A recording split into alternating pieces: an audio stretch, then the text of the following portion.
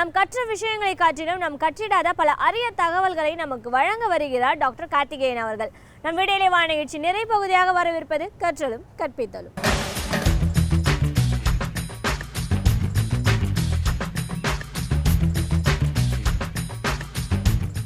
வணக்கம். இந்த வாரம் நம்முடைய கற்றலும் கற்பித்தலும் நிகழ்ச்சியில் வாடிக்கையாளர் உளவியல் அடுத்த தலைமுறைக்கு எப்படி செல்வது, அடுத்த தலைமுறைக்கு எப்படி எடுத்து செல்வது, இதை பற்றிலாம் பேசலாம். இளைஞர்கள் அதிகமாக இருக்கின்ற இந்த ஒரு சூழலில், இந்த ஒரு காலகட்டத்தில் எந்த ஒரு எது செஞ்சாலும் எதிர்வினை உடனடியாக நமக்கு தெரியுது. நம்ம ஏதாவது ஒரு செயல் செய்கிறோம் அப்படின்னா உடனடியாக, ஏன்னா உடனடியாக அவங்க கொடுக்குறாங்க. இன்றைக்கு இருக்கக்கூடிய மிக மிக முக்கியமான தொழில்நுட்ப வளர்ச்சி சமூக வலைதளங்கள். ஒரு சினிமா நடந்துக்கிட்டு இருக்கிறப்பவே பாதியிலே ஒருத்தர் பதிவு போடுறாரு, எப்படி இருக்கு அந்த படம்னு சொல்லி. இடைவேளையின் போது சொல்கிறாங்க இது வரைக்கும் இப்படி இருக்குங்கிறாங்க. படம் ஒரு ஷோ முடிஞ்சு, ஒரு காட்சி முடிஞ்சு வெளியில் வர்றப்பவே பெருவாரியான மக்கள் உடனடியாக போய் வலைதளத்தில் பதிவு பண்ணுறாங்க தங்களுடைய கருத்துக்களை. அதற்கென்றே நிறையா வலைதளங்கள் இருக்குது.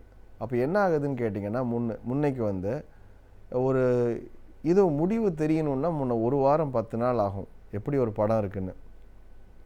விளம்பரங்களை பார்த்து, அதேமாதிரி பத்திரிகைகளை படித்து, சில பேர் பார்த்தவர்கள் சொல்கிறத வச்சுட்டு தான் நம்ம போகிறோம். ஆனால் இன்றைக்கு படம் வெளியான ஒரு 3 மணி நேரம் 6 மணி நேரத்துக்குள்ளே அன்றைக்கி ராத்திரியே சொல்லிடுறாங்க படம் எப்படி, படம் அப்படி, படம் சரியில்லை, படம் நல்லாயிருக்கு, உடனடியான கருத்துக்கள் வந்துடுது. இப்போது இதையே நீங்கள் என்ன பண்ணலான்னா எல்லா இடங்களும் பொருத்தி பார்க்கலாம். முன்ன எல்லா விஷயங்களுமே தாமதமாக கொண்டிருந்தது. இப்போ எல்லாமே வேக வேகமாக வருது. இப்போ உங்களுடைய தொழில் எடுத்துக்கோங்க.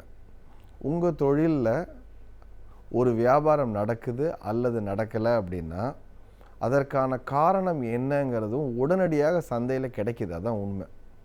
ஆனால் அது நமக்கு சேருதா அப்படிங்கிறது தான் கேள்வி. இப்போது நீங்கள் இதில் பல இடங்களில் பார்த்துருப்பீங்க, ஹோட்டல்லலாம் எழுதியிருப்பாங்க உங்களுடைய ஆலோசனைகள் அல்லது உங்களுக்கு எங்கள் மேலே ஏதாவது இதுவாக அதிருப்தி இருந்தாலும் எழுதுங்கன்னு ஒரு புத்தகம் வச்சுருப்பாங்க. ஆனால் 1000ல் ஒரு 5 பேர் கூட அதை எழுத மாட்டாங்க. அப்போது 1000ல் 5 பேர் தவிர மற்றவங்களுக்கெல்லாம் என்ன அப்படி கருத்துக்கள் கிடையாதா அப்படின்னா, எப்போவுமே நல்லா இருக்கிறவங்க சொல்ல போகிறதில்ல. ரொம்ப குறைவானவர் தான் ரொம்ப நல்லா இருக்குன்னு சொல்ல போகிறாங்க. அதே மாதிரி இதுவாக மோசமாக இருக்கிறவங்க உடனடியாக சொல்லுவாங்க, நோட் எடுத்து எழுத மாட்டாங்க. அப்போ ஏன் அந்த நோட்டு வச்சுருக்காங்கன்னா அது ஒரு வடிகால், அவ்வளவுதான். அதை மட்டுமே நம்ப முடியாது. அதே மாதிரி தான் எல்லா இடங்களிலும் நம்ம ஒரு ஃபார்மலாக அஃபீஷியலாக ஒரு சில இடங்கள் வச்சுருக்கோம், ஒரு சேனல் வச்சுருக்கோம். ஆனால் அதை மீறி மற்ற விதங்கள் எப்படி அவங்களுடைய மனதில் என்னங்கிறது புரிஞ்சுக்கணும். அப்போ என்ன இது முக்கியமாக படுதுன்னா, யாரெல்லாம் அவங்ககிட்ட போய் பேசுகிறாங்கன்னு பார்க்கணும். வாடிக்கையாளர்களை நேரடியாக தொடர்பு கொள்ளும் துறைகள், மக்கள் யார் அப்படிங்கிறது ரொம்ப முக்கியமாகிடுது. அவர்கள் தான் நம்மளுடைய கண்கள், காதுகள், கைகள். நம்ம தொழிலை பற்றி வெளியில் என்ன பேசுகிறாங்க அப்படிங்கிறது நேரடியாக அவங்களுக்கு தான் அனுபவம் இருக்குது. இவர்களோட எப்போவுமே நிர்வாகம் அதிக அளவு தொடர்பு வச்சுக்கணும்.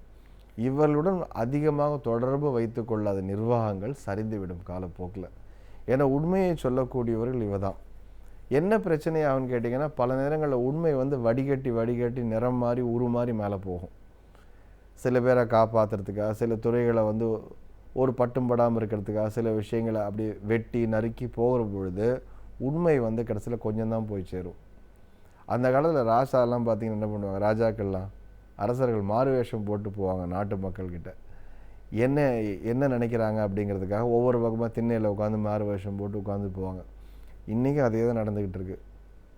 நான் தான் சொல்லுவேன், அடிக்கடி சொல்கிற விஷயங்கள், எங்கிட்ட வர கிளைண்ட்ஸ்கிட்டலாம் சொல்கிறது, உங்களோட நிறுவனத்தை பற்றி உங்களுக்கு தெரியணும்னா முதல்ல உங்கள் ஆஃபீஸ்க்கு ஒரு ஃபோன் பண்ணி பாருங்கள். முதல்ல ஃபோன் நம்பர் கிடைக்குதா, எப்படி பதில் சொல்கிறாங்க, வேறு பேரில் பேசி பாருங்கள். ஒரு சேவை வேணும்னு நீங்கள் நினைக்கிறீங்கன்னா வேற ஒருத்தர் பேரில் பேசி பாருங்கள் நீங்கள், இல்லை வேற ஒருத்தரை வச்சு பேசி பாருங்கள். உண்மையான நிலவரம் அப்போ தான் தெரியும். நம்ம உள்ளிருந்து பார்க்கக்கூடிய விஷயங்கள் எல்லாமே சரியாக தெரியும். ஆனால் வெளியிலிருந்து பார்க்கும் பொழுது தான் எந்த அளவுக்கு நம்ம இடைவெளிகள் இருக்குது அப்படிங்கிறது தெரியும். ஒருத்தர் சொன்னார், எங்கள் ஆஃபீஸில் எனக்கே கிடைக்கலைங்க, நானும் அடிச்சு பார்க்குறேன் அப்படிங்கிறாங்க. பாதி நேரம் ஃபோன் இதுவாக தான் இருக்குது அப்படிங்கிறாங்க. அதே மாதிரி கேட்டு எந்த அளவுக்கு பொறுப்பாக பதில் சொல்கிறாங்க. ஒரு இதுவாக அந்நியதாக நினச்சி பாருங்கள். நீங்கள் கொடுக்கக்கூடிய தகவல்கள் சரியாக இருக்கிறதா? நாங்கள் சமீபத்தில் ஒரு ஆய்வு செய்கிறதுக்காக போயிருந்தோம். அவங்க என்ன சொல்கிறாங்கன்னா, நாங்கள் போய் பார்க்குறப்போ எங்களுடைய வாடிக்கையாளர்கள்கிட்ட சொல்வதற்கான சரியான கையேடுகளே இல்லை அப்படிங்கிறாங்க. வாயிலே எல்லாத்தையும் பயன்படுத்த வேண்டியிருக்கு. ஆனால் எங்களுடைய போட்டியாளர்கள் அற்புதமான படங்கள் வச்சுருக்காங்க, அற்புதமான வலைதளங்கள் வச்சுருக்காங்க. நாங்கள் என்ன சொல்ல நினைக்கிறோங்கிறத ஒரு 2 நிமிட படமாக போட்டு காமிச்சிடுறாங்க. நாங்கள் அரை மணி நேரம் சொல்ல வேண்டிய கருத்தை அற்புதமாக அவங்க காமிச்சிடுறாங்க. அப்படிங்கிறப்ப என்ன ஆகிடுதுன்னா, எதிராளிக்கு சீக்கிரமாக புரியுது, எங்களால் அது கூட இல்லை அப்படின்னு.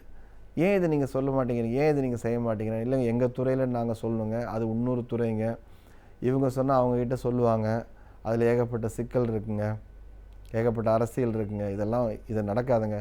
நாங்கள் என்ன கேட்குறோன்னா பிரிண்ட் பண்ணி அப்படின்னா என்ன பண்ணுறாங்க, இன்னமும் அச்சு கோர்த்து இல்லாட்டி வாயில் சொல்லக்கூடிய விஷயங்களை தான் செய்து கொண்டிருக்காங்க.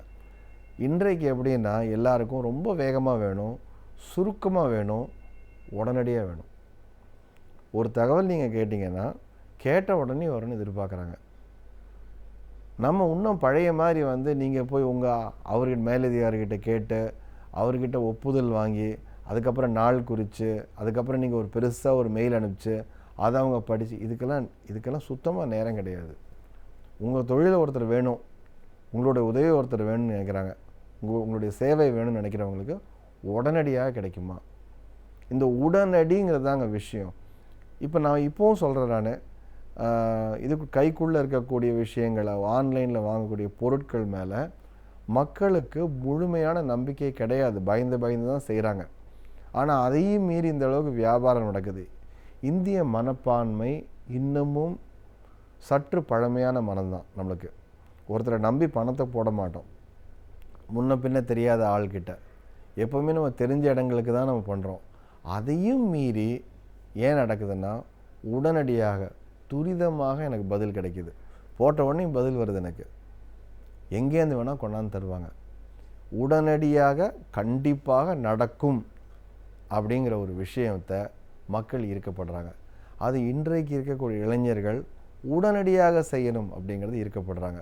உங்களுடைய வேகம் மிக மிக முக்கியம். வாடிக்கையாளர் தேவைக்கு அவருடைய வேகத்திற்கு ஏற்ற ஈடு கொடுக்கக்கூடிய அளவுக்கு உங்கள் சேவை வேகமாக இருக்கா அப்படிங்கிறத நீங்கள் உங்களுக்கு கேட்க வேண்டிய கேள்வி.